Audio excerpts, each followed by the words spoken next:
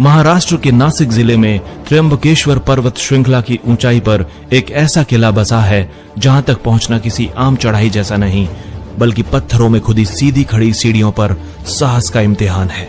यह है हरिहर किला, एक ऐसा किला जिसने सदियों तक दुश्मनों के रास्ते रोके, व्यापारिक मार्गों की रक्षा की और आज भी इतिहास के पन्नों में वीरता का प्रतीक बना हुआ है। हरिहर किला, जिसे कभी कभी हरिहर गढ़ भी कहा जाता है, नासिक जिले के त्र्यंबकेश्वर के पास स्थित है। ये समुद्र तल से करीब 3676 फीट की ऊंचाई पर बसा है और सह्याद्री पर्वत का हिस्सा है। इसके आसपास के प्रमुख गांवों में हरसूल और नरवांग पिंगला आते हैं।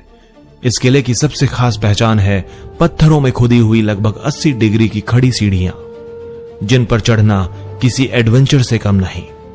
माना जाता है कि यह किला 12वीं से 13वीं शताब्दी के यादव वंश के शासनकाल में बनाया गया था। इसका निर्माण मुख्य रूप से त्र्यंबकेश्वर से वैतरणा घाट और अहमदनगर से कोंकण को जोड़ने वाले महत्वपूर्ण व्यापारिक मार्ग की रक्षा के लिए किया गया था। बाद में 14वीं शताब्दी में यह किला बहमनी सल्तनत के अधीन आ गया। फिर अहमदनगर के निजामशाही शासकों ने इस पर नियंत्रण कर लिया। इतिहासकार मानते हैं कि मुगल और मराठा संघर्ष के समय भी यह किला कई अलग अलग हाथों में गया। 1700 के दशक में पेशवाओं के नियंत्रण में आने के बाद यह मराठा साम्राज्य की उत्तरी सीमाओं की रक्षा में एक महत्वपूर्ण चौकी रहा। स्थापत्य और किले की संरचना। हरिहर किले की बनावट कुछ अलग है। यहां सीढ़ी खड़ी पत्थर की सीढ़ियां हैं, जिनके किनारे पर सिर्फ एक तरफ पकड़ने की जगह बनाई गई है।